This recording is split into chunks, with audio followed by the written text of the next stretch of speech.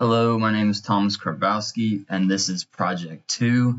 So I think we're going to get started. First things first, we're going to go over to Fluent Flow. Fluent, open that up, go over to Geometry, and then from Geometry, you're going to do New Design, Modeler Geometry, and open that up and wait for that to load. Okay, now that we're loaded in, we want to go to the Z direction, here's the axis, and then XY plane. Then from there, we're going to go over to Sketching. And we're going to choose settings because we want to add a grid. We're going to show it in 2D and snap. Then we're going to change the major grid spacing to 0.1 meters and the minor one to 10 lines. And that's just to help us out a little bit here. From there, we should be able to go over to drawing, and we're going to choose a rectangle. And we'll go ahead and create just a little basic rectangle for right now. Then we're going to go over to dimensions and just do the general dimensions to get our desired length and height. But we're going to choose H1 to be 1 meter and that one B2 to be 0.5 meters. So we can zoom in here to get a better view. And you kind of see that grid pattern that we talked about earlier. From there, we should just be able to go over to modeling, and we can go over to concepts right there. And then we're going to choose surface from sketches, go into the XY plane, choose our sketch 1, apply that. And now that we have that, we can go over here and generate that. Perfect. That looks good. From there, we can go over to save this, and we're going to save this as our video project 2 video. Good. We just want to save that and save this over in aerodynamics and save. Okay, now that we're back into the workbench, we're going to wait for that to save. And then now that that's saved, we can go over to the mesh and we can open the mesh and wait for that to load. Now that we're in the mesh, we can generate our first one that we have, which is looking good. We're going to go over to the mesh, and now you can see the one that we generated. From there, we just want to right click, insert, and we want to do face meshing. We're going to click on our face right here, and I'll click apply. From there, we are just going to go and right click on mesh again, and we're going to insert sizing, and we're going to choose edge, and we're going to select the top and bottom edges, apply. And you see that. Then we want to go over to element size or the type and change it to number of divisions. And we're going to set our number of divisions to 60. And then from there, actually this is supposed to be 50 for a number of divisions.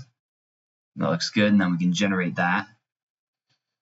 And that should be all generated. We can click back on our mesh and see what that looks like. Perfect, that looks good. And then from there, we can right click on mesh again, insert, and sizing, because we're going to want to add another one. We're going to click on that, apply, and then change the element size, or the type, I guess, again, to number of divisions. And we want to set the number of divisions to 60. And then, however, this time we want a bias. And so we're going to choose that first bias right there. And then from there, we are going to define our bias factor as 70. And then once we have that, we should be able to generate. And we can take a look at what that's going to look like. Perfect. It's a good start right now. And then we have to go in and insert another sizing. And we're going to click on this one again, and we're going to apply it. Same as last time, we have to go over to the type and change this to number of divisions. And we're set the number of divisions to 60. And then from there, we are going to click on bias type. We're going to set the first one again. And then we are going to set this to 70 as well. But however, we need to reverse the bias type. So we're going to click on this one, right click, or not right click, but click on the edge again and click apply. And then now that should be good. We can generate that. And we can take a look at the mesh. So now we have this, but we want all the lines to end up being straight and the way they should be. So we're going to click on edge sizing 1 again. I'm going to go blend to neighbors. Instead of yes, we're going to click no. And then generate. And then from there, our mesh should be good. And you can see all the lines are straight now. Next, we are going to click on the face, and we're going to name the face as like the last video, and then we're going to name this one air flow.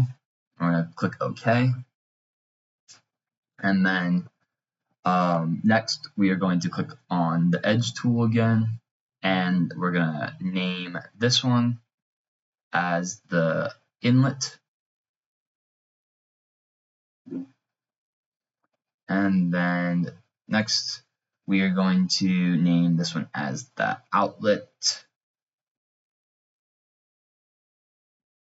And then from here, we're going to name this as our flat plate.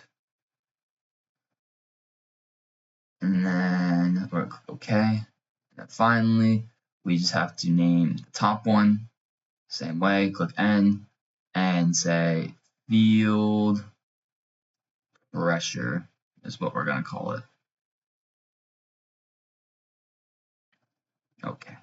And then now you see we have all of them named, and that should be good. We should be able to go over to Workbench now and go and right click on Mesh and update this. And once we get the check, we know we're all good. Okay, we have the check. Now we can load the setup, and then we're just going to wait for the setup to load.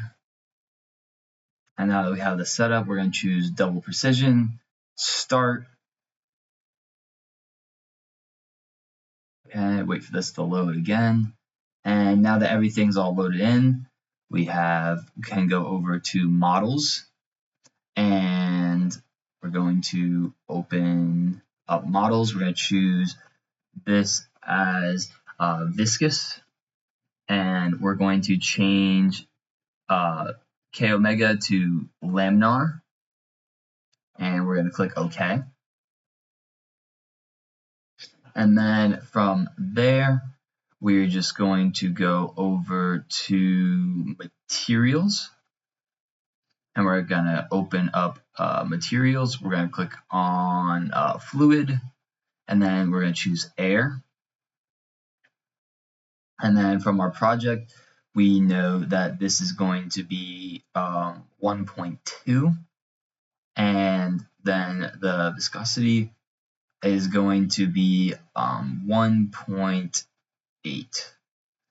Okay, and then now that that's good, we can do change/create and update this. Check that. Yep. Okay, all good. And we can close this now. From there, we are going to look at the boundary conditions. And first things first, we're going to try to get this to load. Perfect. Now we can look at the flat plate and wait for that to load. There we go. And that looks good. We can apply this and make sure that's all good.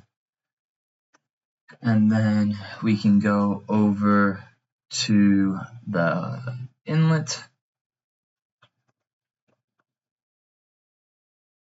And wait for this one to load. Okay, perfect. And then we want from the project, again, the prompt, we're going to change this to 2. And we're going to click apply. And then now we can close this out. And then we have all of our things. I changed that to far field pressure for the name, because just to make things easier. And then what we want to do is change the type of that to symmetry, and we're going to choose our far field pressure.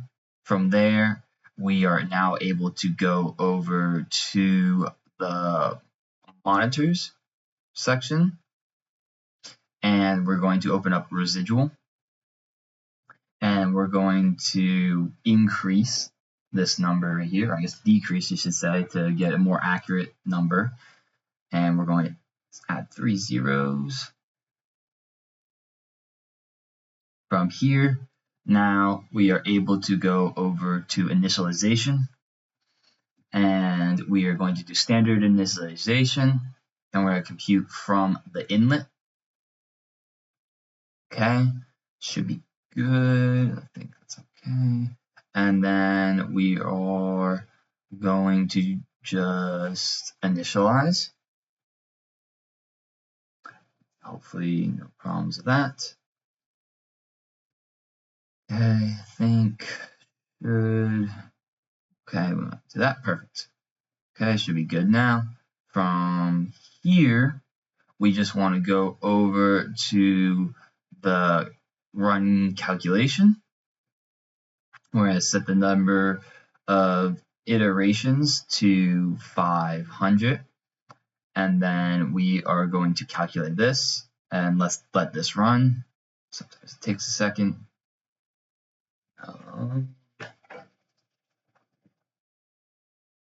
Perfect, everything's loading. You can see it's running the different number of iterations.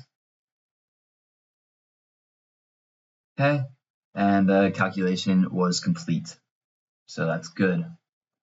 And then from here, we are going to go over to graphics, and we're going to look at our contour graphs. So first one that we can look at is change that from pressure to velocity, and look at the velocity magnitude one. And you can see our contour graph right there. It looks good. And then from there, we're going to change this back to pressure, and we're just going to look at the static pressure. Perfect, that's our static pressure one. And then we are going to change this to dynamic pressure right here, and then save display. There's our dynamic pressure contour. And then from there, we are going to go over to total pressure and save display. And here is the contour for our total pressure graph. Okay, we can close that out. Next thing we want to do is go over to surfaces, and we click new line/rake, and we're going to change this to 0.25, 0.25, and create. And then that's good. And we want to change this one to 0.5, and then create. And then from here, we want to do 0.75, 0.75, and 0.1.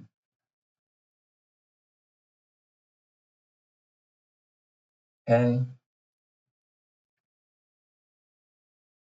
But actually, I noticed that's what that looks like, and this is what this one looks like, and then this is what this one looks like. Perfect, they're all there.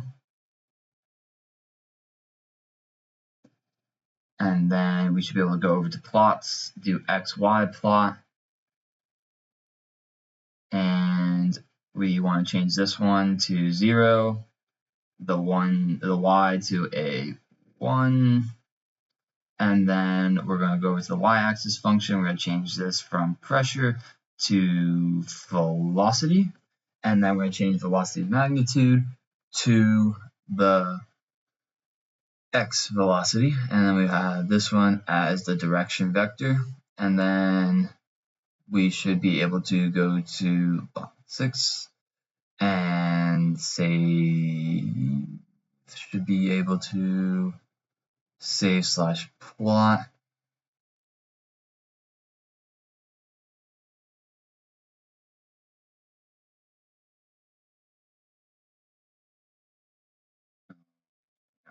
Second.